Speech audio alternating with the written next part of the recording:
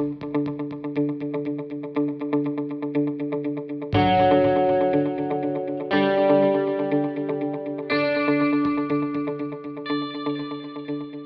tema que tenemos que repasar, bueno, primer tiempo verbal, el presente simple, que lo han visto 1000 veces en su vida aprendiendo inglés, pues una más, no hace daño, ¿no? A ver si por fin se nos queda más. Presente simple no tiene mayor complicación, funciona idéntico que en español, ¿no? En español y en inglés usamos el presente simple para hablar de cosas que siempre son verdad o de hechos generales de la vida, como que 2 y 2 son 4, ¿no? Siempre van a ser 4, 2 y 2, o que el cielo es azul. Yo digo son 4, es azul. Estoy usando un tiempo presente. En inglés es igual, ¿no? 2 and 2 make 4. The sky is blue. Uso presente simple. Para situaciones permanentes, como vivo en México, ok, me puedo mudar. Pueden ser situaciones semipermanentes. De alguna forma el vivir en México medio me define, ¿no? La idiosincrasia del mexicano ya está impresa en mí, ¿no? Entonces, es una situación permanente o semipermanente. Al final de cuentas es algo que yo expreso igual en español en presente. Yo vivo en México, ¿me puedo mudar? Por supuesto que sí, pero yo en este momento, hoy por hoy, vivo en México. Hábitos y rutinas también se expresan con presente simple, ¿no? Como nuestro caso, nosotros estudiamos inglés cada sábado. We study English every Saturday. Es una rutina, un hábito, algo que ocurre en este caso cada semana, o que puede ocurrir todos los días, o una tradición familiar cada año. Se expresa con presente simple, ¿no? Mi familia visita a mi abuela en su cumpleaños. Eso es presente simple, ¿no? Visita. O nosotros visitamos. We visit. Una rutina se usa con presente simple. También decimos itinerarios con presente simple, como por ejemplo, su avión llega hoy, que es un poquito más interesante, porque su avión todavía no llega, ni está llegando en este momento, pero lo expreso con presente a pesar de que es en futuro, ¿no? O sea, el avión va a llegar hoy más tarde en el futuro. Incluso si yo digo su avión llega el próximo mes,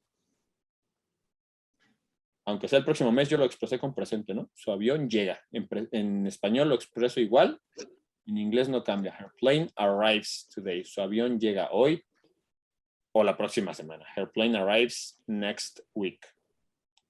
Entonces es un presente que uso por alguna razón para expresar algo que todavía no pasa, pero si lo analizamos en español funciona igual, entonces no hay problema. Y por supuesto el presente se usa para hablar de cosas que están ocurriendo en el momento, ¿no? O sí, que son verdad o que ocurren en el momento. Como I feel great, me siento bien, ¿no? Simplemente me siento bien o estoy bien. Es un presente simple, no pasa nada. Ok, sabemos usar el presente simple, porque lo sabemos usar en español y funciona igual. Pero ahora vamos a ver cómo se usa en inglés con cada verbo. En especial, primero el verbo be, el famosísimo verbo to be, que también estoy seguro lo han visto 1000 veces en su vida.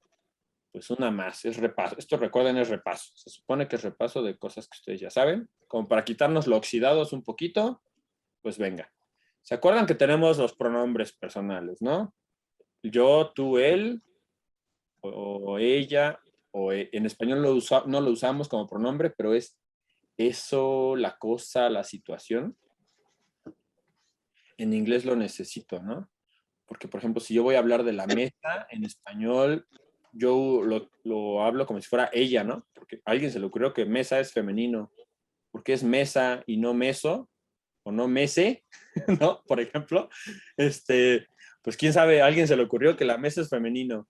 En inglés, las cosas no tienen género. Esa es una gran ventaja, ¿no? Por ejemplo, mis alumnos extranjeros que aprenden español, pero ¿por qué si es mano y acabe no? ¿Por qué es la mano? No sé, así funciona. Así evolucionó el idioma, ¿no?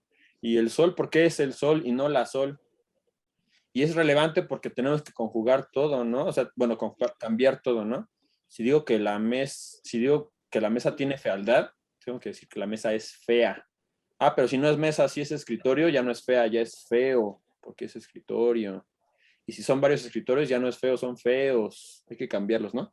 En inglés, eso nos lo facilita. En inglés eso no existe. Los adjetivos no llevan plural ni género, no llevan número ni género.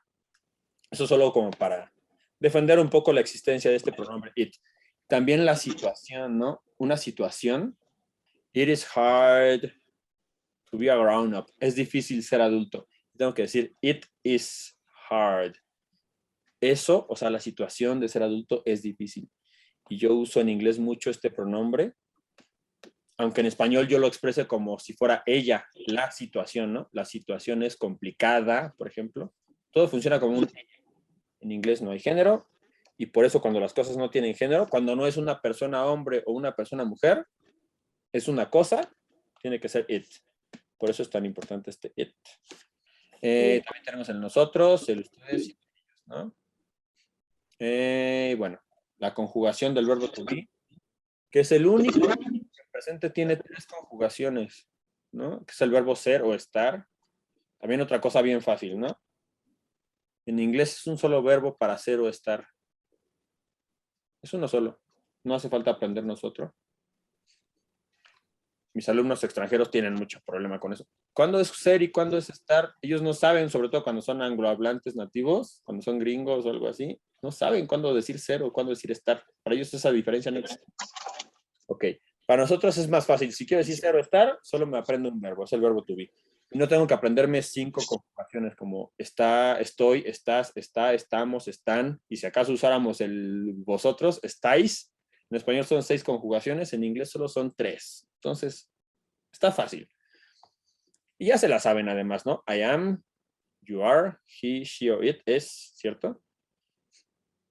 Es decir, todas las personas del plural llevan are. O sea, el plural empieza aquí, ¿no?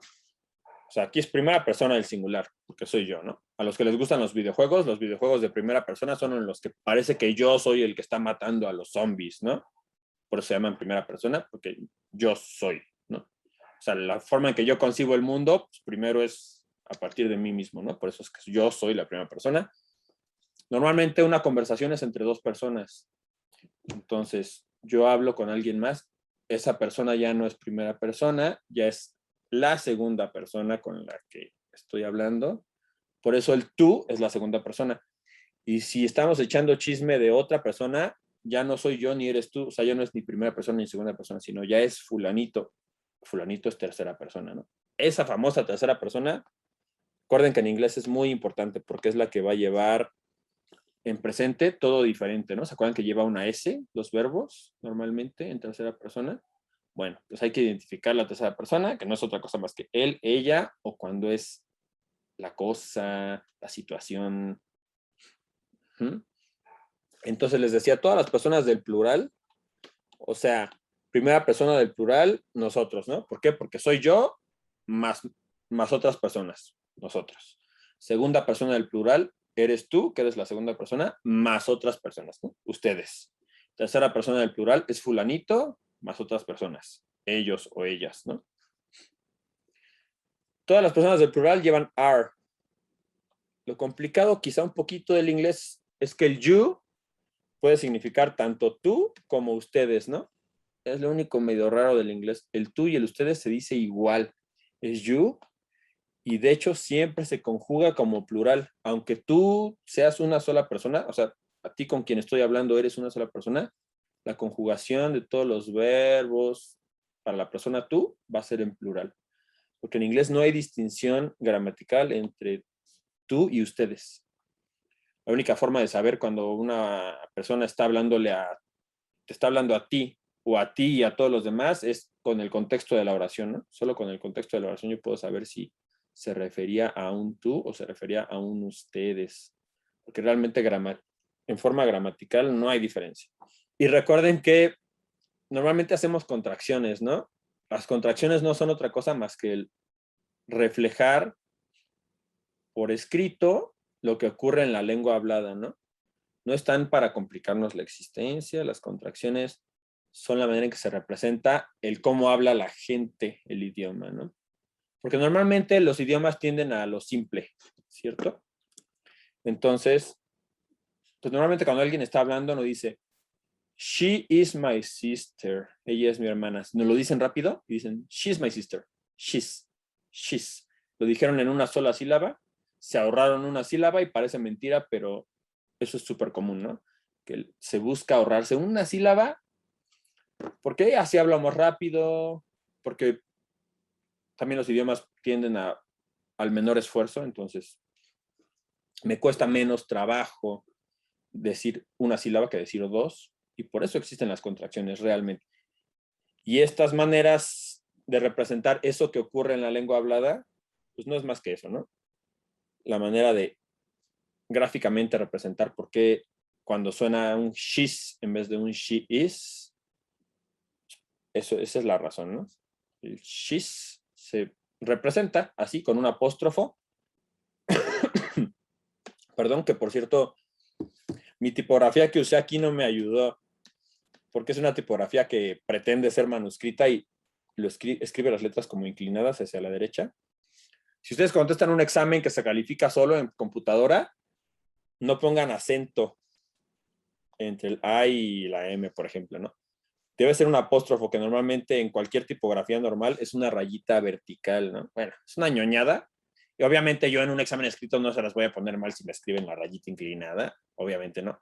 Pero en un examen por computadora que se califica automático, muy probablemente se los va a marcar mal porque está programado para recibir este carácter y no este carácter, ¿no? Que son diferentes. Entonces, bueno, la contracción se puede hacer aquí, ¿no? Entre la persona y el verbo to be. I'm, your, his, she, his, she's, it's, we are, you're, there. Pero, también cuando expresamos negativo hay otra forma de hacer la contracción. Porque una cosa bien importante del inglés, el negativo no puede expresarse sin un verbo auxiliar.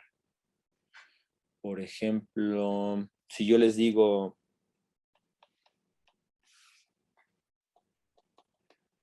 I'm Mexican, y quizá alguien de ustedes aquí sea extranjero y me dice, me quiere decir yo no, probablemente yo pensaría decir I not, lo cual está súper mal, ¿no? Yo tengo que decir I am not. Ese not nunca puede ir huérfano en ningún tiempo verbal. Entonces, de una vez acostumbrarnos a que el not en inglés tiene que ir a fuerza pegado a un verbo auxiliar, que en el caso del presente y del verbo to be, el verbo auxiliar es el verbo,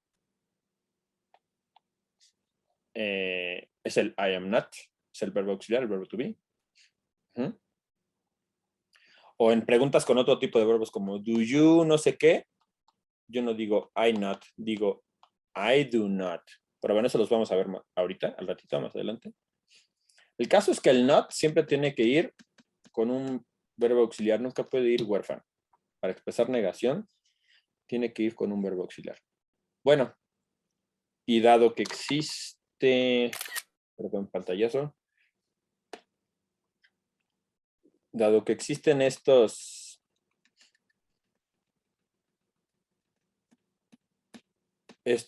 onda de que necesita el not ir con un verbo auxiliar, la contracción también puede ir aquí, entre el is o el are y el not.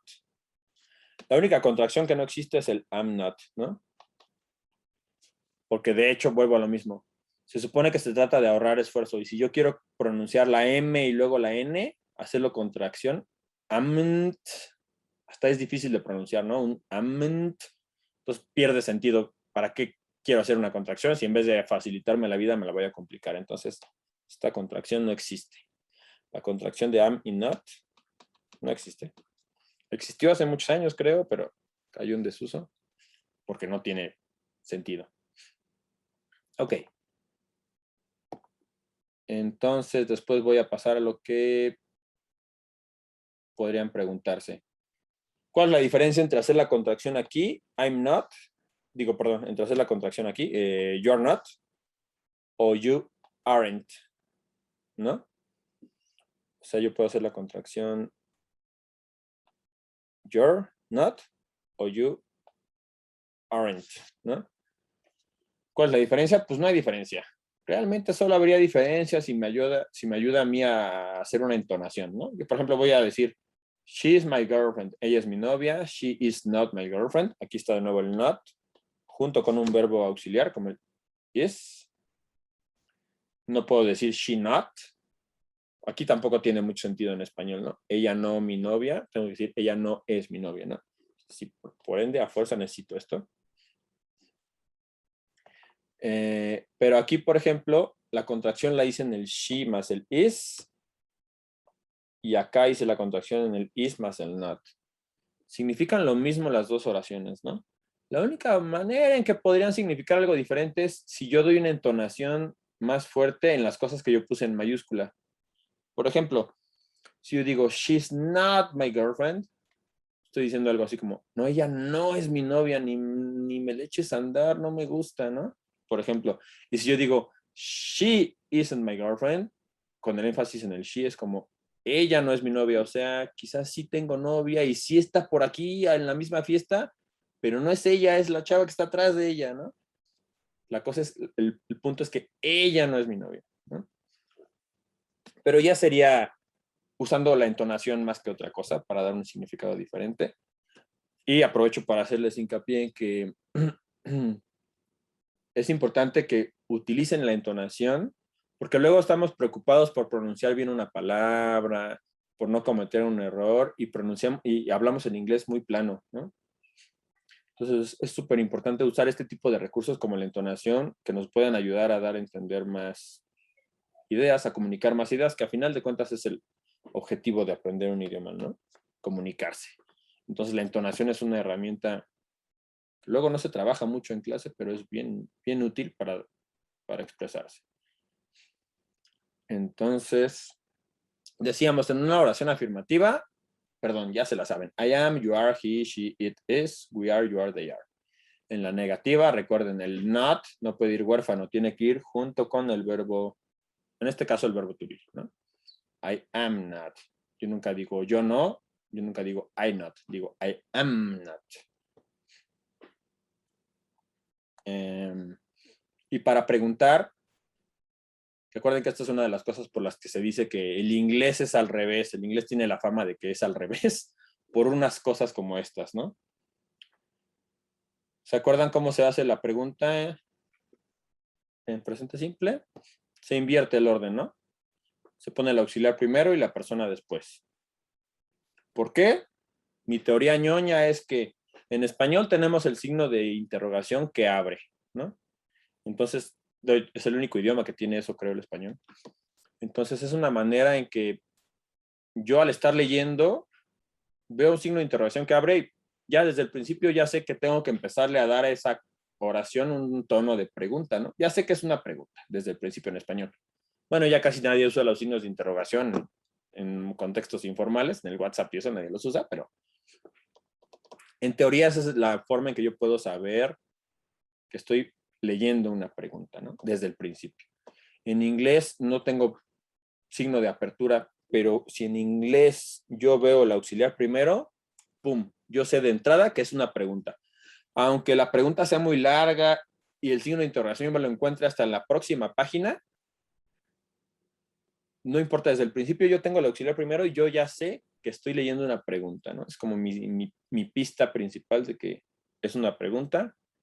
Y entonces me ayuda a que desde el principio puedo darle yo un razonamiento de pregunta, ¿no? Desde que yo lo estoy leyendo en voz baja, por ejemplo. Dejen ustedes cuando lo digo en voz alta. Desde que yo estoy leyendo algo en voz baja y veo el auxiliar primero, yo ya sé que es pregunta. Entonces, esa es mi teoría de por qué funciona así el inglés. Es su utilidad probablemente. You are se invierte, ¿no? Para preguntar, are you, he is he, his your brother. Él es tu hermano, eso solo si lo sé.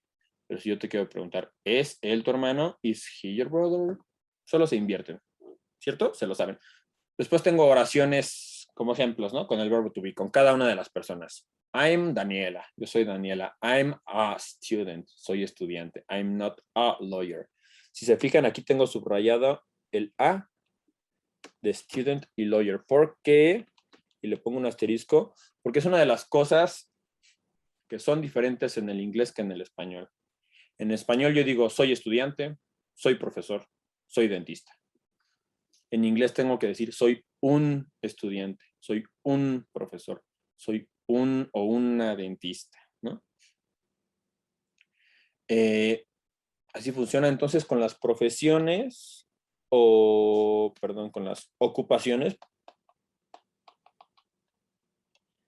Deben llevar el a o el an. Cuando es una sola persona, ¿no? Cuando es un solo arquitecto, un solo abogado, un solo doctor. I am a teacher, he is a teacher, she is a teacher. Siempre tengo que decir I am a dentist, soy un dentista. No digo I'm dentist, digo I'm a dentist. ¿Ok? Por alguna razón así funciona en inglés, tengo que usarlo con ese a y an. A o an, perdón. ¿Cuándo se usa a y cuándo an? ¿Se acuerdan? Cuando la siguiente palabra empieza con una vocal, ¿no? Algo así. ¿Quién dijo, Lisette? Sí. Ah, sí. Bueno, parcialmente sí.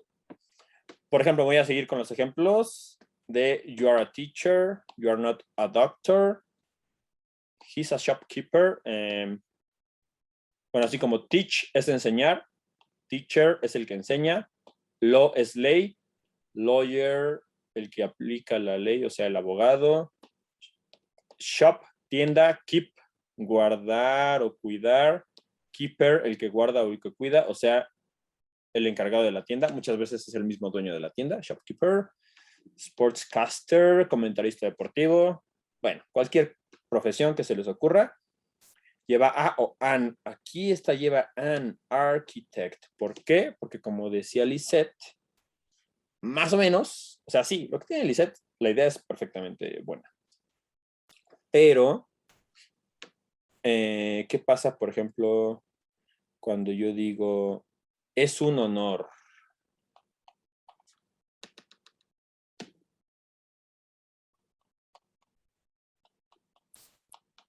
Aquí uso el it, por ejemplo. La situación es un honor. It's. ¿Y qué necesito? A o an. Honor. An. La regla realmente dice que el a o an depende no tanto de la primera letra de la siguiente palabra, sino del primer sonido. En este caso, la palabra se pronuncia honor, la H es muda. Entonces, mi primer sonido es vocálico. Perdón, lo dije todo al revés, ¿verdad? Lizeth dijo an. Sí. Yo esperaba que me dijeras y contradecirte. Perdóname, Lizeth, me echaste a perder mi clase por contestar bien. Normalmente, perdón, me dicen que la respuesta correcta es A, porque la palabra que sigue es H, así como aquí está A y luego consonante S de student, A y luego consonante L de lawyer, A y luego consonante T de teacher, ¿no? Normalmente se piensa que antes de una consonante va la A. Aquí la H es consonante, el problema es que, correcto, no suena y por eso necesito decir an honor. Pero, por ejemplo, hay palabras que incluso empiezan con H. Es lo malo del inglés, que su pronunciación es muy ambigua. Por ejemplo, ¿qué pasa si yo digo...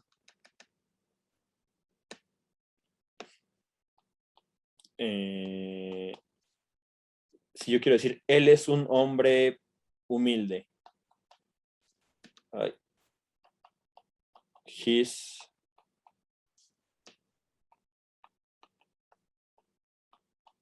hombre humilde. Como digo, un hombre humilde. La pronunciación, tengo que saber la pronunciación para saber usarlo.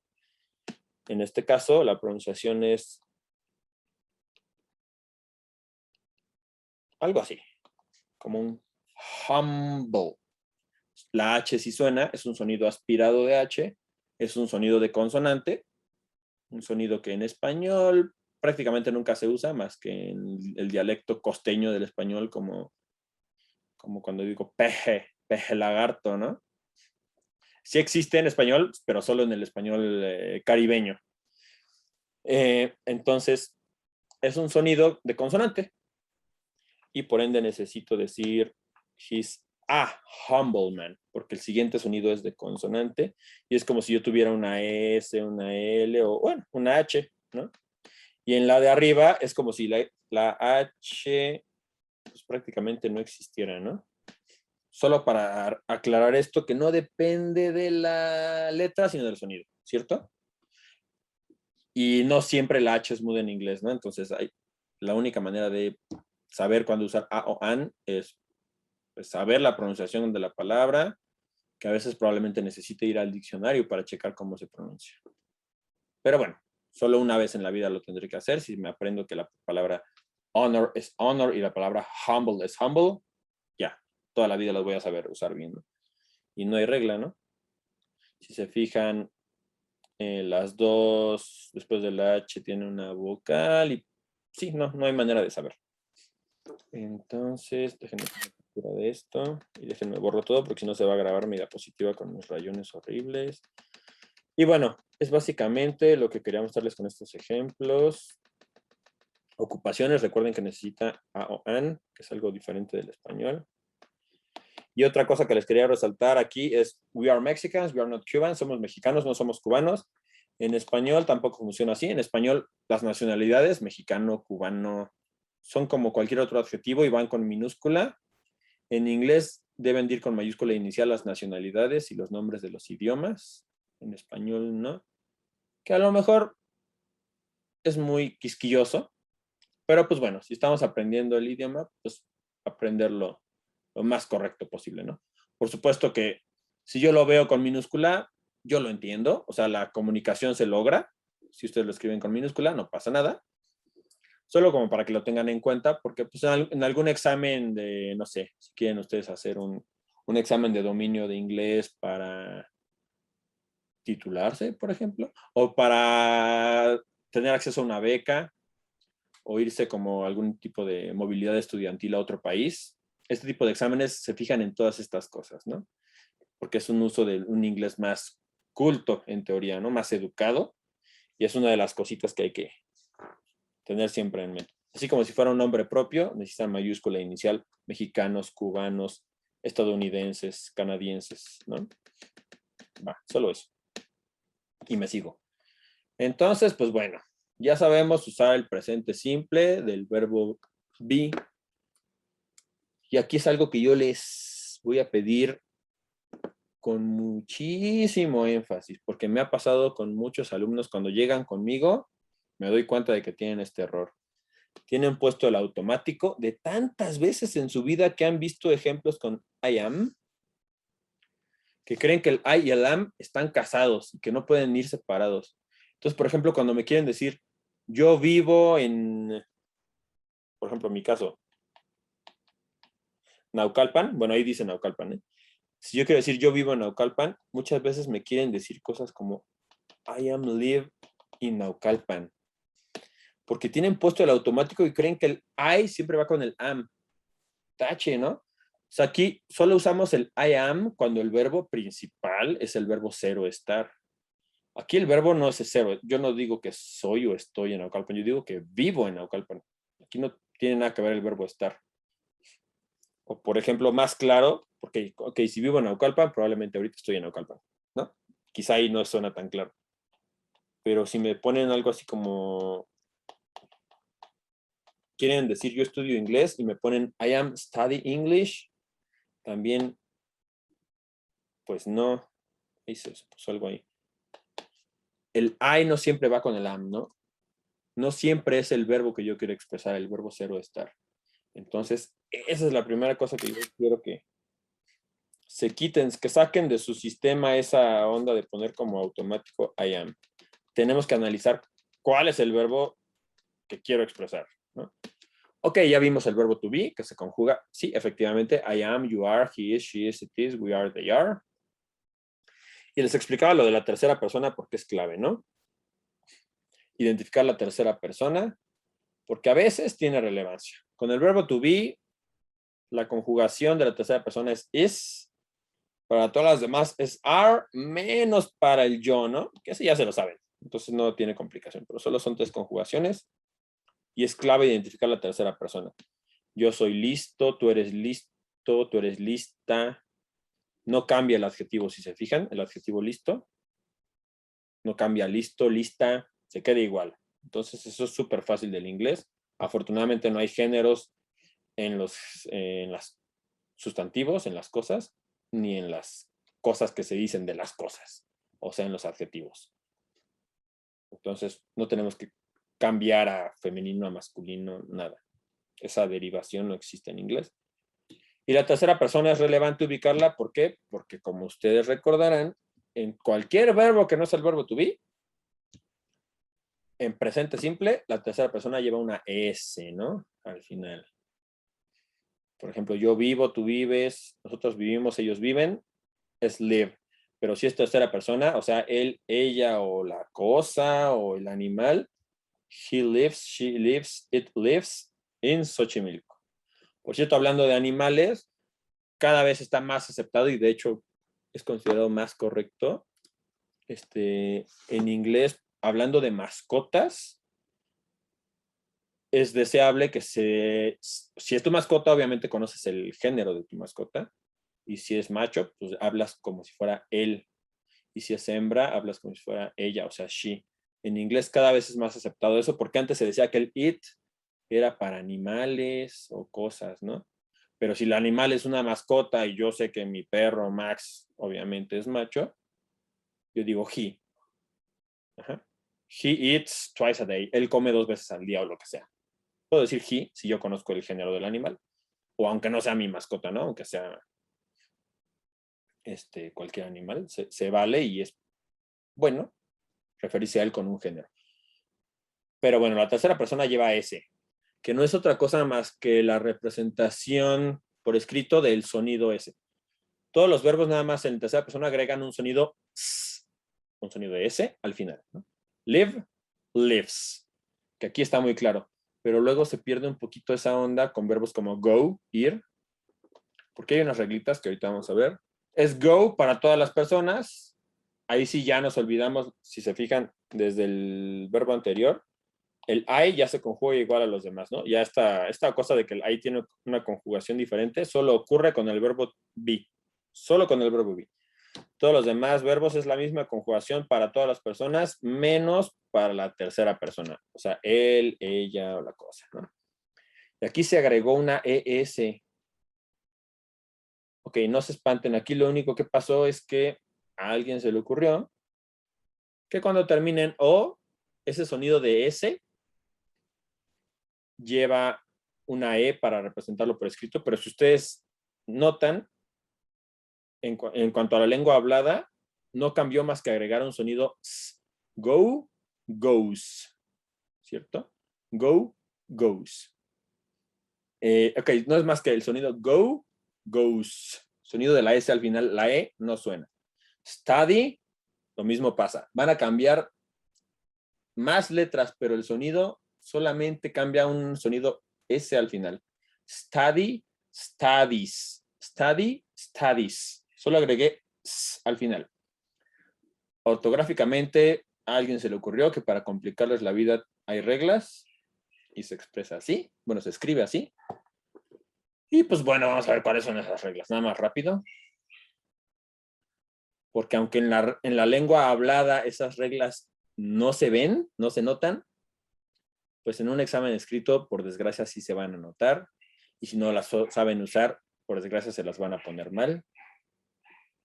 O se las voy a poner mal. Ahí sí, eso sí se me hace un poquito más importante que lo del apóstrofo, que es una babosada, ¿no? En general se agrega una S, ¿no? Work, eat, swim, write, play.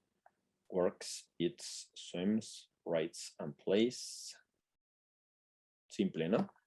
A veces, cuando termina en una consonante seguida de Y, la Y cambia por I latina y se agrega ES, ¿no? Como study, el que vimos ahorita, cry, spy, try, fly, estudiar, llorar, espiar, intentar, volar. Study, studies. Cry, cries. Spy, spies. Try, tries. Fly, flies. Solo se agregó el sonido de la S. Esto es una mera cuestión ortográfica. ¿Por qué acá en el play no cambió la Y por I latina? Ah, pues porque la regla dice que es consonante seguida de Y, ¿no? Y play no es consonante, sino vocal seguida de Y. Entonces, ahí le aplica la regla general. No le aplica la de consonante seguida de Y. ¿Ok? ¿Sí? ¿Todo claro? Y hay unas que son un poquito más quisquillosas, que es cuando el verbo termina en O, en X, en doble S, en SH o en CH, se agrega una ES. En el caso de cuando acaban en O, perdón, como go, solo se agrega el sonido S, goes. Pero en los demás casos, sí necesito agregar un sonido vocálico. ¿Por qué? Porque si se fijan, todos estos son sonidos muy parecidos a la S. Por ejemplo, el último, ¿no? El más claro, kiss, de besar.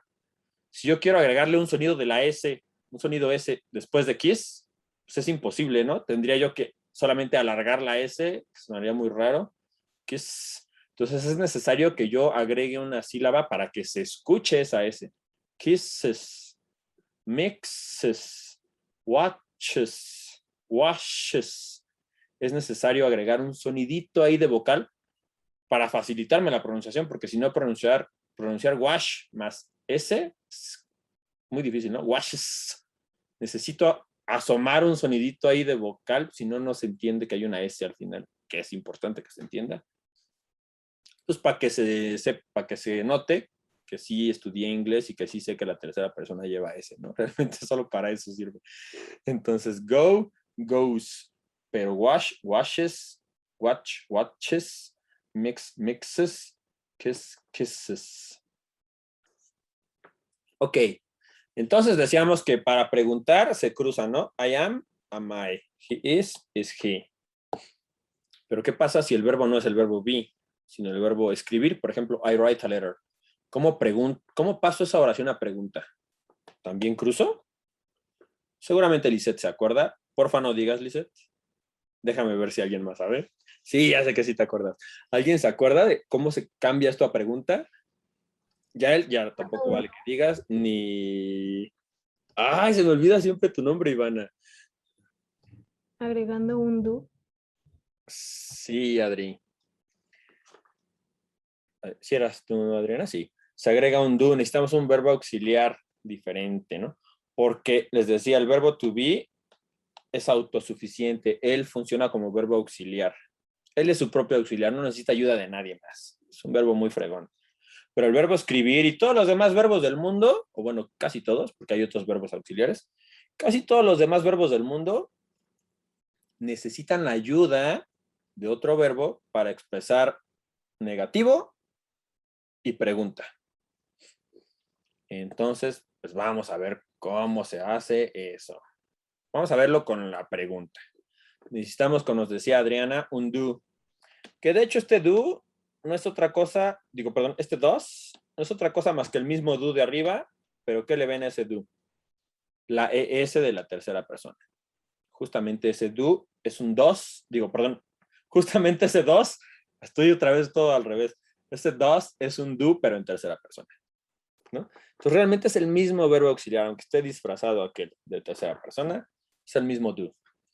Necesito, y de nuevo es la misma regla, ¿no? De que el auxiliar va primero y luego va la persona, así como yo decía, I am, y para preguntar yo cruzaba, ¿no? Am I, yo cruzaba, entonces primero va el auxiliar, que es este, y luego va la persona que está acá, ¿cierto?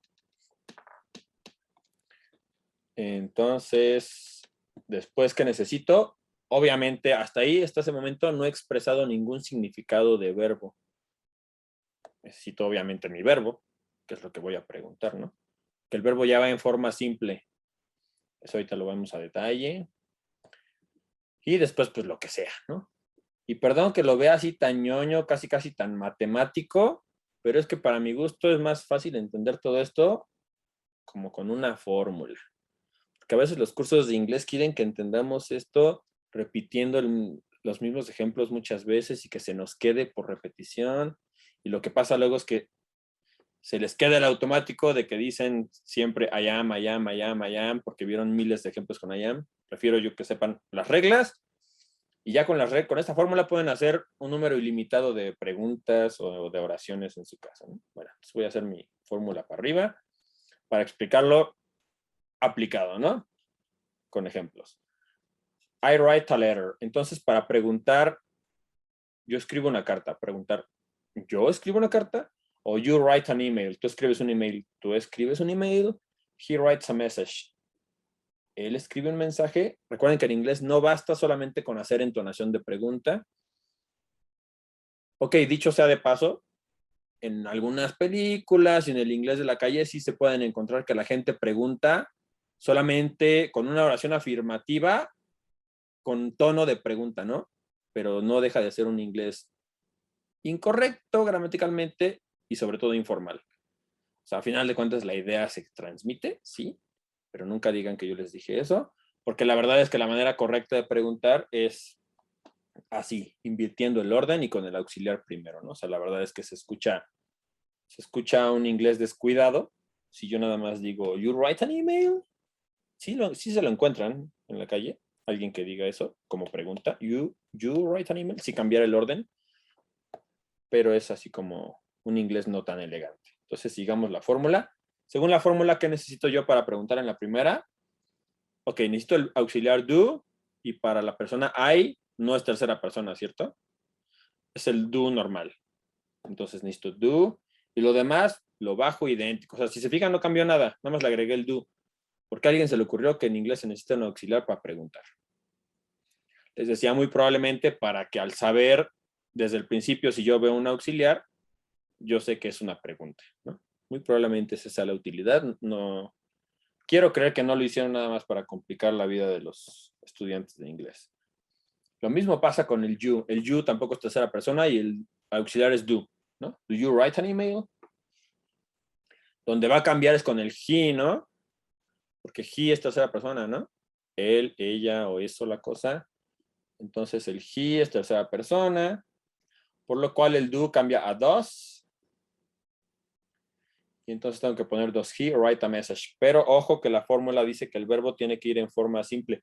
Si ya usé un auxiliar, ya el verbo principal ya no necesita la S porque sería como duplicar la tercera persona. Si yo pongo la S aquí y la S acá, estoy duplicando, lo cual está mal. Aquí la clave está en analizar que ese do es un verbo auxiliar, lo que se llama en inglés un helper, o sea, un ayudante. Y de hecho está ahí para ayudar, se supone, no para complicar, está ahí para ayudar. ¿Cómo ayuda? Pues el do le dice al verbo principal, le dice, tú échame a mí la carga de tercera persona, o incluso en otros tiempos verbales, la carga de pasado. ¿Se acuerdan cuál es el auxiliar para pasado? Pues es el mismo do en pasado, did. Entonces, una oración en presente y en pasado, una pregunta, por ejemplo, en presente y en pasado, no va a cambiar más que aquí. Y así estoy expresando pasado. El pasado, digamos, se lo estoy inyectando al verbo auxiliar. El verbo auxiliar es el que viene y dice, a mí échame el pasado, échame la tercera persona, échame toda la carga gramatical que me tengas que echar. Eso le dice al verbo principal. Y él le dice, tú, verbo principal, tú ya quédate en tu forma más simple, tú relájate. Tú ya sin ese, sin conjugación de pasado, sin nada. Entonces, esa es la razón por la que existen estos verbos auxiliares. Entonces, digamos que prácticamente la S de la tercera persona se le pasó al do. Se pasó, o sea, ya no existe, ya no debe de expresarse otra vez en el verbo principal, ¿no? La S de la oración afirmativa de tercera persona se pasa al do y el verbo principal va en forma simple. Ojo, que es forma simple, no es infinitivo, porque infinitivo es como cuando digo to write, escribir, o el verbo ser, to be. Ese to tampoco me lo pongan, ese to es infinitivo, ese no es forma simple. Entonces, como quien dice, es el verbo solito sin to, sin s, sin conjugación, sin nada, ¿cierto? Y así es como sabemos preguntar y utilizar los auxiliares. Y hasta ahí acaba mi lección del presente simple. Entonces, obviamente para una oración negativa, eso no está aquí en mis diapositivas, Pero una oración negativa, cuando el verbo no es el verbo to be, ¿qué va a necesitar? Pues cuando es el verbo to be, I am, lo transformo en I am not, ¿no? Pero cuando es un yo estudio, necesito decir el not. Recuerden que el not no puede ir huérfano. El not tiene que ir pegado al verbo auxiliar. Entonces, está mal que yo diga I not study. Yo no estudio. Podríamos pensar, mi cerebro hispanohablante puede pensar que yo no estudio. Se dice I not study. Tache. Recuerden, el not necesita a fuerza ir pegado al verbo auxiliar. I do not study. I don't study. Entonces, no solo para pregunta, sino también para negativo necesito el auxiliar. Y es importante tener claro cuál es mi verbo. Si mi verbo es el verbo to be, ya no necesito auxiliar. Es un verbo autosuficiente. Si mi verbo es cualquier otro verbo, número 1, no va el verbo to be. No me digan en automático, I am study. No. Sino ahí ya es un verbo diferente, por lo cual necesito un auxiliar que siempre va a ser do. ¿No? Quizá convertido en tercera persona si la persona es un él o ella, pero es el do. ¿Ok? Entonces no olviden que el not siempre necesita ir pegado a un verbo auxiliar. No, no le di captura. Ah, pero se está grabando esto. No pasa nada. Profesor, Dime, Ivana. puede ser en vez de I, ¿cómo dijo? O sea, en vez de not, puede ser don't. Ah, sin el I. Ajá, o sea, puede ser I don't study. Ah, sí, de hecho así es. I don't study. Ah, ok. Es que como ahí lo puso como do not, Ah, ok, pero sí, bueno, sí, se perdón. puede de las dos formas. Sí, lo puse sin contracción. Sí, lo puedes Ajá. contraer. I don't. De hecho, es lo más natural. Okay. Es lo más Y natural. doesn't para tercera persona, ¿no? Exacto. Qué bueno que me dices para poner eso aquí porque no lo puse. Gracias. Gracias. Sí, es correcto. Entonces, por ejemplo, un I do not. Nadie dice I do not. Suena muy, muy farol, muy formal. Es un I don't, ¿no? She is not. Perdón, she does not porque le corresponde un does. She doesn't. Esas son las contracciones correctas para el do not y el does not, ¿no? Lo que sí se me ocurre, porque también a veces lo han llegado a hacer algunos alumnos, es que, por ejemplo, yo te pregunto, ella estudia alemán y a veces me dicen doesn't study. O, por ejemplo, es que suena raro, pero sí, supongamos doesn't study German. Ese no es tan común ese error, pero a veces pasa porque en español ocurre, ¿no? En español, como tenemos conjugaciones verbales, por ejemplo, si yo digo soy, automáticamente sé que estoy hablando de la persona yo, ¿no? Está implícito en la conjugación la persona. Si digo estudiamos, está implícito que somos nosotros, ¿no? Es la única utilidad de las conjugaciones verbales, que en realidad son un dolor de cabeza aprenderse conjugaciones verbales. Si quieren aprender alemán o algo así, es lo que sufren mis alumnos aprendiendo español, aprenderse la conjugación de cada persona. Es la única ventaja que con la conjugación se expresa la persona muchas veces. A veces la conjugación coincide. Por ejemplo, él o ella estudia. ¿Cómo sé si es él o ella? A veces tengo que especificar. Ah, él estudia en la UNAM, pero ella estudia en otro lado, ¿no? En el poli. Entonces, a veces, como en español, a veces suprimimos ese pronombre de la persona porque está implícita la persona en el verbo. O sea, a veces digo, estudia alemán. O si yo digo estudio alemán, no basta con que yo diga study German, ¿no? Porque ese study German es la misma conjugación para todas las personas, entonces no me dice nada, no me dice quién. En español, el estudio, les repito, sí me indica pues, ¿qué es la persona yo? Porque es la única persona que tiene esa conjugación verbal. Pero este study en inglés es la misma para todas, porque es más fácil. Pero entonces, en el caso del inglés, siempre, siempre, siempre es necesario expresar la persona, ¿no? Perdón, si no iba a cambiar la conjugación. Siempre es necesario expresar la persona en inglés. Siempre, siempre, siempre. Porque si no, no se entiende. Gracias, Ivana. Sí, ¿no? Todo bien. Contracción de do not, don't, de does not, doesn't. Y Sí, gracias. de nada, Ivana. Moños, ya me aventé otros 15 minutos. Soy lentísimo. Es que más bien es mucha información. Perdón, me voy rapidísimo a presente continuo, que es el segundo de los 3 temas que tenemos que ver hoy. Perdón. Presente continuo, que hay que también repasarlo para el primer tema. El presente continuo tiene distintos usos también, ¿no? Muy parecidos al español, pero este primer uso del presente continuo, ese sí es más difícil, porque en español no funciona así. Este primer uso del presente continuo es algo que el inglés tiene y el español no. Se usa para planes a futuro o para acuerdos a futuro que ya están hechos. Por ejemplo, aquí, esta primera oración en blanco dice, we are studying English for next semester. O sea, está planeado, está ya prácticamente programado que el próximo semestre, fíjense cómo lo traduzco a español, vamos a estudiar inglés 4. Ahorita estamos en inglés 3, pero vamos a estudiar inglés 4 el próximo semestre. Si se fijan aquí, ustedes ubican esta estructura gramatical. En este caso no significa estamos estudiando inglés 4, sino significa vamos a estudiar, está dando una idea de futuro.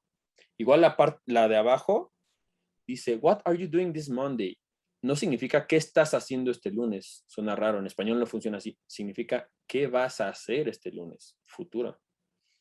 Es un futuro expresado con un tiempo presente continuo. En español no existe y por eso a veces nos cuesta trabajo. ¿Cómo es que da idea de futuro esto? Si se fijan, es gracias a esto, ¿no? Que se llaman time markers, marcadores temporales. Gracias a que yo digo next semester, es que yo entiendo, ok, el próximo semestre obviamente está hablando en futuro. O this Monday, que ese this Monday puede ser el lunes pasado, pero en general cuando yo tengo este tiempo verbal, no puede significar pasado, ¿no? Tiene que ser o algo de este momento, pero como me utilizó un marcador temporal, que puede ser de futuro, en este caso yo entiendo que sí es futuro. Es como si yo dijera next Monday, ¿no? El próximo lunes. Yo lo entiendo así.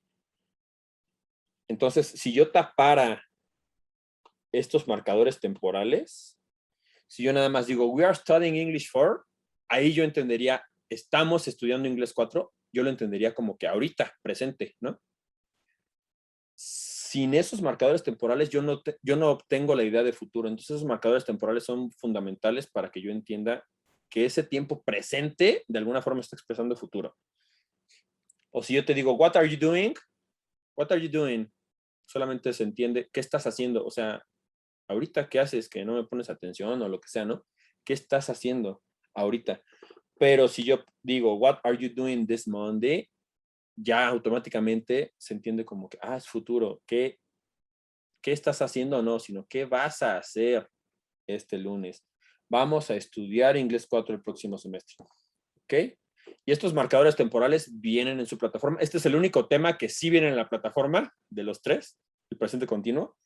Y vienen estos marcadores temporales de futuro. Son marcadores como esta noche, mañana, este fin de semana, el próximo lunes, martes, la próxima semana, el próximo fin de semana, el próximo año, el próximo lo que sea.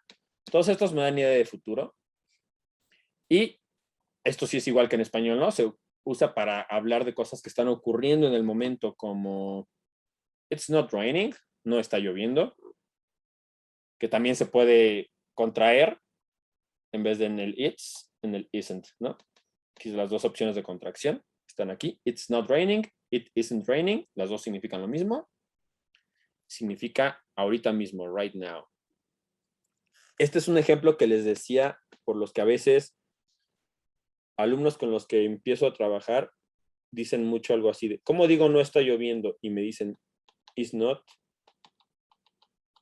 raining. Porque, perdón, pero esa T se puso muy separada.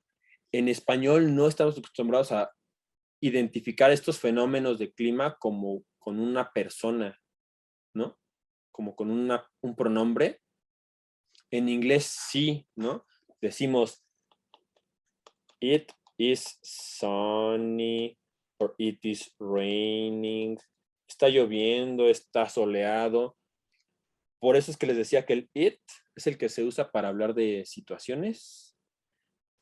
Entonces, esto de que me digan it's not raining está mal. Yo tengo que decir it is not raining.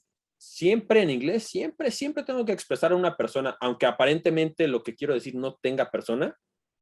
Porque cuando yo digo está lloviendo, ¿cuál es el sujeto de la oración está lloviendo en español? No hay sujeto en español, no hay sujeto realmente ahí. En inglés tiene que haber un sujeto, a fuerza siempre. Por lo mismo que les decía de que la conjugación verbal es muy común, es casi la misma casi siempre para todos, siempre es necesario expresar de quién, o en este caso de qué estás hablando. El it, pues no sé, el día, el mundo, la vida, lo que tú quieras, está lloviendo, ¿no? Entonces, esto es importante, que nunca puedo expresarlo sin sujeto. Bueno, cosas que están ocurriendo en el momento, ¿no? Como que está lloviendo, o la pregunta de hasta abajo que dice, ¿Are you paying attention? ¿Estás poniendo atención? También se puede interpretar como, en vez de un tú, un ustedes, ¿no? Están poniendo atención. En esa oración no hay información suficiente como para saber si es tú o ustedes. Es la misma conjugación y el mismo pronombre para tú y para ustedes. Ahí yo no sé. A menos de que esté en una conversación en vivo y la persona yo veo que se dirige a una sola persona, le dijo a él. Y si es un profesor y lo habló hacia el aire, dijo ustedes. O sea que si ustedes en general están poniendo atención, ¿no? Sí, muy bien, o voy muy pinche acelerado. Perdón, es que ya me agarró la prisa, no les quiero robar más tiempo. Entonces, en resumen, el presente continuo necesita el sujeto, el verbo be, luego el verbo principal en ing, porque si analizamos el verbo be, no significa como palabra, como verbo, como acción, no significa nada. Solo está ahí para darme idea de un tiempo continuo, ¿no? Pero en realidad el significado léxico de la oración me lo va a dar este verbo principal, que va en gerundio. Entonces, este verbo be va conjugado, ¿no? I am, por ejemplo, estoy estudiando, I am studying. Él está estudiando, he is studying. Ellos están estudiando, they are studying. Entonces, este se conjuga igual que en español, ¿no? Yo digo, estoy estudiando, estás estudiando, estamos estudiando. Y el estudiando no cambia, ¿cierto? Eso que se llama gerundio, que en español es, ahí no se ve, en español es un ando oyendo, trabajando o comiendo. Esos gerundios en español no cambian, en inglés tampoco, ¿no? Lo único que voy a conjugar es este, y gracias a que ya conjugué este, para eso está el verbo auxiliar, para ayudarme a hacerse cargo de expresar persona. Entonces el verbo principal ya no va a variar. En este caso, necesita gerundio, ¿no? Porque es un tiempo continuo, es básicamente la idea del tiempo continuo. Entonces, así como yo digo, estoy comiendo, estás comiendo, digo, I am eating, you are eating, o she is eating. El eating no cambia. Bueno, ya se lo saben, nada más como para repaso del repaso, digo, ¿no? En el negativo, recuerden, el not no puede ir huérfano, el not siempre tiene que ir pegado al auxiliar. Que de todos modos, en el tiempo continuo siempre necesitamos auxiliar, ¿no? Incluso en afirmativo. Pues aquí lo único que pasa es que el not va a ir pegado al auxiliar. Y después el verbo en su gerundio, ¿no? En ing. Y después, para preguntar, exacto, como ustedes ya adivinaron y saben, vuelve a ocurrir lo mismo de cruzar, el auxiliar va primero y la persona va después. Y después el verbo, pues como se necesita para este tipo de tiempo continuo, en trabajando, comiendo, jugando, estudiando. Y ya. Bueno, y el signo de interrogación, ¿no? Entonces, esto no tiene mayor problema, creo yo. Vamos a poner un ejemplo. Yo diría la conjugación del verbo to be que corresponde a la persona I es am, ¿cierto? I am, por ejemplo, writing. Estoy escribiendo, ¿no? Vamos a cambiar aquí la persona she. Para el she, ¿qué conjugación del verbo to be corresponde? Es un is, ¿no? She is. Bueno, y como es negativo, pues nada más digo not. Puedo decir she isn't o she's not. No importa. She's not playing. Y en pregunta, are you going? Por ejemplo, si yo te pregunto, are you going to school? ¿Estás yendo a la escuela? Pero ¿qué tal si yo te pregunto, are you going to the party tomorrow? No es un, estás yendo a la fiesta mañana, sino con el tomorrow ya es un, vas a ir a la fiesta mañana, ¿cierto? Entonces, are you going? Puede ser un, estás yendo hacia o vas a ir, dependiendo si aquí tengo un tomorrow, next week o lo que sea, ¿no? Bueno, cualquier tiempo, cualquier oración, ¿no? Por ejemplo, en negativo también, she's not playing, ella no está jugando. Pero si yo digo, she's not playing next game, o sea, el próximo partido, ella no juega. La expulsaron o cualquier cosa, ¿no? O se lesionó. Y ella no juega. Y, ya acabamos. Venga, nos queda uno último. Y nos quedan 5 minutos. ¿Creen que lo logre? Probablemente no. Pasado simple. Perdónenme, ¿voy bien? Bueno, perdón, el tercer subtema del tema 1 de la unidad 1 está bastante extenso ese repaso. Es el pasado simple, que tampoco viene en la plataforma, por lo cual, si pueden aguantar un poquito el hambre, quédense. Pasado simple. Ok, se usa para hablar de algo que, número 1, de algo que pasó una vez en el pasado. Perdón, de algo que ocurrió una vez en el pasado, si no suena muy redundante. Ese once significa una vez, ¿no? Algo que ocurrió una vez en el pasado. Por ejemplo, I studied really hard last night.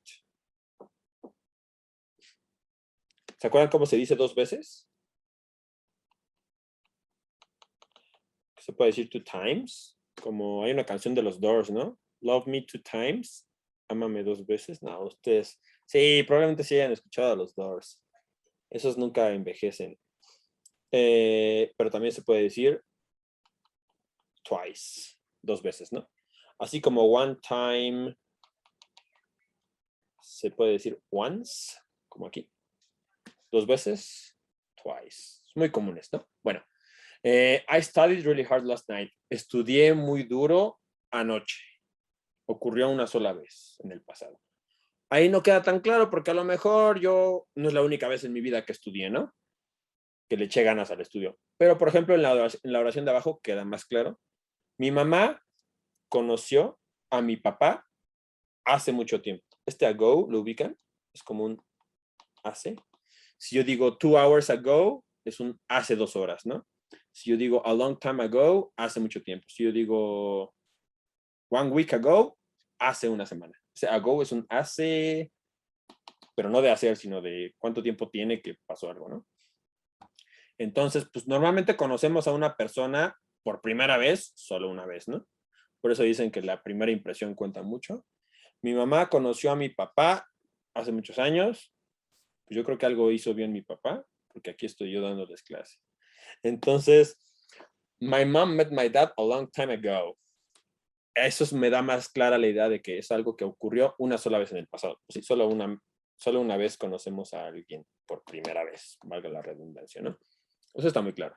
También el pasado simple me ayuda a expresar cosas que ocurrieron varias veces en el pasado.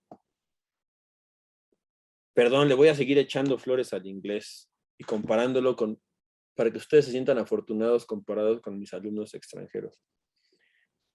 En español tenemos 2 pasados, ¿no? Tenemos el pasado y el copretérito. Por ejemplo, yo digo, yo caminé a la escuela y también digo, yo caminaba a la escuela. Ese caminaba me da la idea de, yo caminaba a la escuela todos los días cuando era estudiante o cuando era niño. Eso me da una idea de algo que pasó muchas veces en el pasado.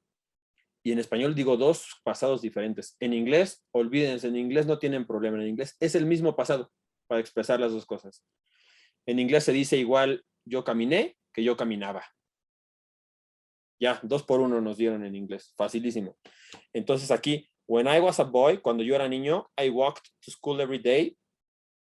No es un yo caminé a la escuela cada día, sino es un yo caminaba a la escuela prácticamente todos los días, ¿no? O en la oración de abajo, I always enjoyed visiting my grandmother. Yo siempre disfruté o disfrutaba. Las dos me suenan correctas en español. Y sería incluso un poquito difícil para mí explicar cuándo usar disfruté o disfrutaba en este caso, o cuál sería correcta. Probablemente las dos me suenan correctas en español. En inglés solamente hay un tiempo pasado. I always enjoyed visiting my grandmother. Yo siempre disfrutaba cuando visitaba a mi abuelita, ¿no? Siempre disfrutaba el visitar a mi abuelita. Ah, por cierto, nunca lo había analizado en otras clases, pero aquí está visiting. Es algo que en español se traduciría como visitar. La acción de algo, por ejemplo, si yo digo, me gusta nadar, eso lo vamos a ver más adelante. Y seguramente ya lo han visto quizá. Me gusta nadar, ese nadar yo lo digo, I like swimming, con un gerundio. Y es por eso que muchos gringos, cuando quieren hablar español, dicen, me gusta nadando. Porque en inglés se expresa así con gerundio, ¿no? Es una cosa diferente del inglés y del español. Otro asterisco aquí. Funcionan diferente. Aquí no significa yo siempre disfruté visitando. Si lo quiero yo traducir palabra por palabra, me puedo meter en broncas. Hay que estar conscientes de que yo siempre disfrutaba visitar. O sea, la acción de visitar. La acción de nadar. ¿Ok? Bueno. Siempre me desvío a cosas que no están planeadas, por eso me tardo mucho. Perdónenme. Ya tomé captura, no se preocupen. Y para otra cosa que nos sirve el tiempo pasado simple es para cosas que fueron verdad por algún tiempo. Por ejemplo, I lived in Hidalgo for 10 years. Viví en Hidalgo 10 años. O por 10 años. Es decir, cosas que ocurrieron por un periodo de tiempo, probablemente. Funciona igual en español, ¿no? En español también digo viví. Viví en Hidalgo 10 años. O ella jugaba. Ella jugó mucho al tenis cuando era más joven. Fue verdad durante algún tiempo, quizás se fregó la rodilla, quizá ya dio el rucazo, se le ocurrió estudiar odontología, por alguna razón, yo entiendo que ella ya no juega tenis, pero que durante el tiempo en que ella fue más joven, ella jugó mucho al tenis, ¿no? Entonces es algo que fue verdad durante algún tiempo en el pasado. Y así expreso, para eso sirve el pasado, pero aquí necesitamos rapidísimo aprendernos unas reglitas. Y si ustedes notaron, bueno, ustedes recuerdan que en general el pasado se expresa agregándole una ed al verbo, ¿no? ¿Sí? Como cuando vimos yo trabajo, I work, pero yo trabajé o yo trabajaba, probablemente, según el contexto de la oración. Yo trabajé o yo trabajaba, le agrego la ed, ¿no? Entonces, en general, a los verbos les agrego una ed cuando son verbos regulares, porque ojo que si hay muchos irregulares en inglés y esos sí van a ser una lata. Pero mientras sean regulares, want, wanted, start, started, walk, walked, talk, talked, play, played. Si notan, pronuncio diferente, ¿no? Play, played. Ese sonó como una D, pero walk, walked. Suena como una T, ¿no? Walked. Vamos a verlo en otra clase, vamos a ver cuándo suena de una forma y cuándo de otra. Pero mientras tanto, lo que me interesa es que entiendan esta regla gramatical. ¿Va? Normalmente cuando es un verbo regular se le agrega ed. Por supuesto, si el verbo termina en e, pues ya me ahorro la e, ya nada más le agrego la d, ¿no? Como el verbo like, hope, stare, share. Bueno, acá querer, want. Empezar, caminar. Ay, se me fue la ed, perdón. ahí no era con ed. Caminar, hablar, jugar. Aquí quítenle esta ed. Y acá gustar, esperar o tener la esperanza de. Eso es hope, tener la esperanza de, o casi casi desear. Stare, mirar fijamente. Share, compartir. Ya tienen la E, ya solo les agrego la D, ¿no? Like, liked. Hope, hoped. Stare, stirred. Share, shared. También suenan un poquito diferentes, ¿no? Las terminaciones. Lo veremos en otra clase. Y aquí vuelve a aplicar la regla de que cuando termine en consonante seguida de Y, la Y cambia por I latina. Vuelve a pasar lo mismo que como pasó en el presente simple, ¿no? Si la palabra es consonante seguida de Y al final, como study, carry, marry, estudiar, cargar o casarse. ¡Qué miedo! Studied, carried, married. Hay muchos verbos irregulares. Por desgracia, uno de ellos es el verbo to be. No se sientan solos. También en español el verbo ser es irregular. Y el verbo estar en algunos tiempos. Bueno, que son los más comunes, ¿no? Lo bueno es que es irregular, pero solo tiene dos conjugaciones, ¿no? I was, he, she, it, was. Y de nuevo, todas las personas del plural, y también incluimos al you, que puede ser, decimos 1000 veces, lo he dicho, perdón, tú o ustedes, were, ¿no? Solo hay de dos sopas aquí. Was, cuando es una sola persona, y were, cuando es plural. Cuando es plural o cuando es tú. Ahí acuérdense que también aplica diferente, ¿no? Solo es was o were. Hay otros verbos irregulares que se les voy a poner aquí, nada más para que los tengan en mente de que hay varios. El do, que lo usamos mucho. Y hay unos aquí que igual y no son tan comunes, pero no es para que tengamos conciencia de que existen. El do, pues lo vimos hace rato, ¿no? Cuando les dije, para hablar de pasado, solamente cambio el do por did. Y ya, estoy hablando de pasado, estoy hablando en pasado.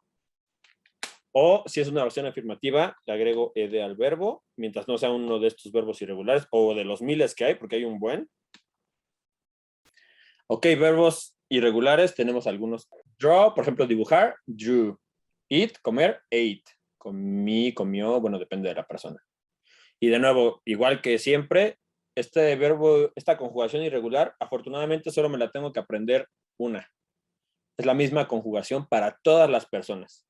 Ok, es irregular, sí, me tengo que aprender, sí, pero lo bueno es que el mismo flu aplica para yo, tú, él, nosotros, ustedes, ellos. Y la ventaja de que en pasado ya no necesitamos la S de tercera persona, ¿no? La S de tercera persona solo aplica en tiempos de presente. Nada más. Ya sea presente, presente continuo o un presente perfecto. Mientras el tiempo se llame presente, la tercera persona sí es relevante. En todos los demás tiempos verbales, ya ni siquiera importa si es tercera persona o no. Ok. Tener, que también a veces funciona de verbo auxiliar este have. Probablemente lo han visto en verbos, en tiempos compuestos como I have studied English for 10 years. He estudiado inglés por 10 años. O I had studied English for 10 years. Yo había estudiado inglés. Ok, eso lo vamos a ver en su momento. Pero bueno, el verbo have es importante porque es muchas veces usado como auxiliar, al igual que el do. Estos dos tienen una importancia especial porque esos también funcionan como verbos auxiliares. Bueno. Y por ejemplo, el último, read, si no es irregular, bueno, es irregular porque de hecho no termina en ed, lo cual lo hace irregular, pero también tiene pronunciación irregular. En presente es I read, en pasado es I read. Ok, en resumen, la formulita es así. En pasado es el sujeto más el verbo to be en pasado. Por lo general. Por ejemplo, you were right. Estabas en lo correcto. Tenías razón. You were right. Eso es el verbo to be en pasado. Y esto es un adverbio, ¿no? O sea, esto no es verbo.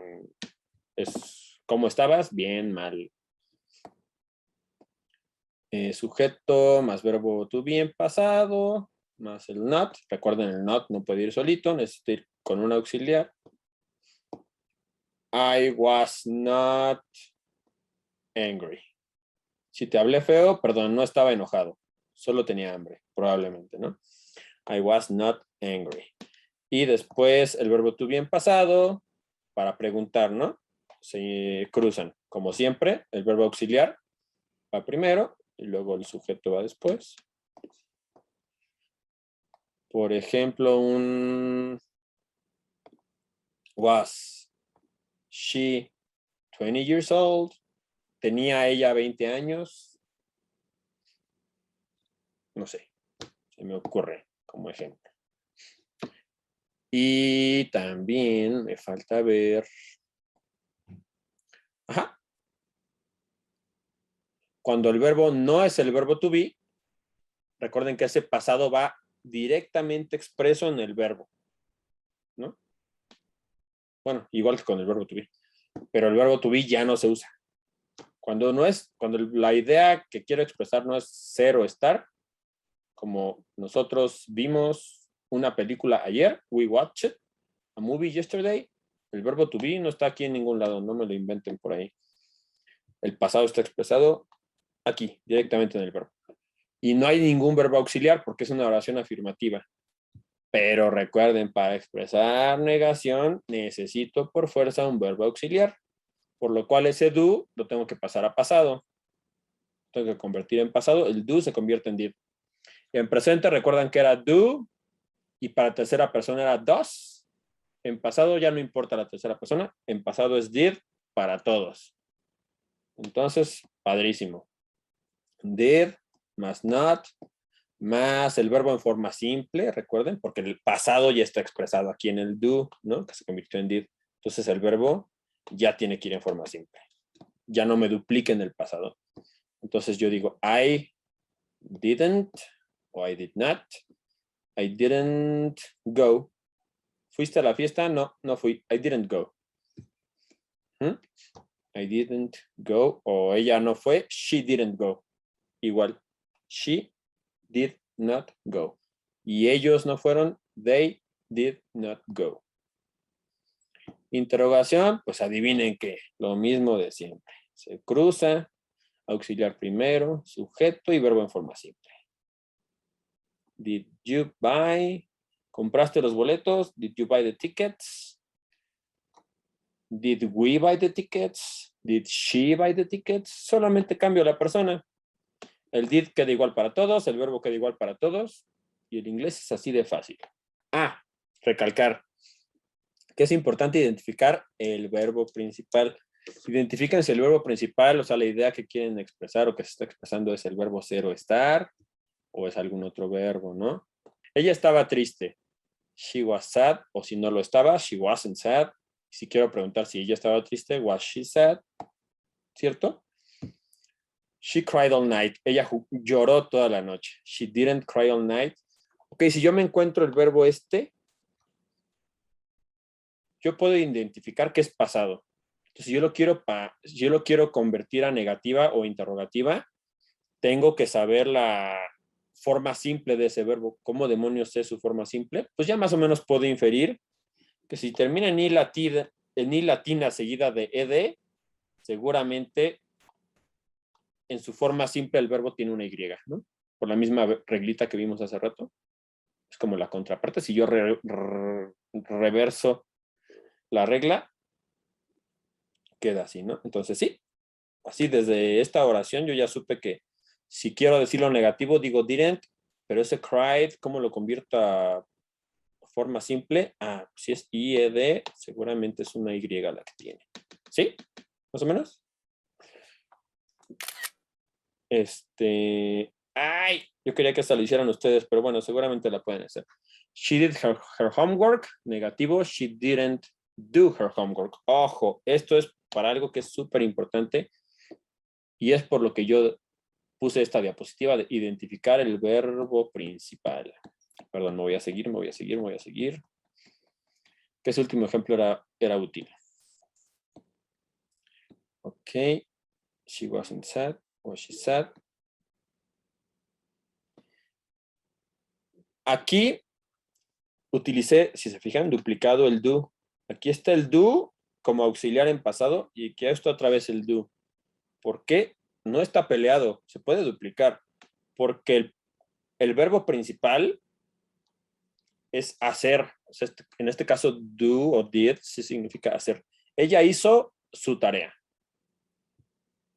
Y aquí este didn't solamente está expresando tiempo pasado y negativo.